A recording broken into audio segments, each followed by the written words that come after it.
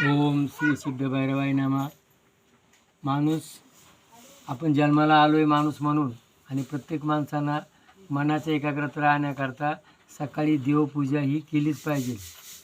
आणि मग बघा, हे गवळण नाही, पलंग मी केली सेज फुलांची, आरसे लाविले चार, हरी माझ्या मंदिरी कधी तरी याल का. तर ही जी गवळण आहे, पण प्रत्यक्षात बघा, ही फुले मोगरा आणि पारिजातक याचे सगळे देव यांना एक फुलांनी झाकून आणि यांची पलंगावर ठेवून तशी सेज केली, अशी केलेली, आणि मन प्रसन्न होते.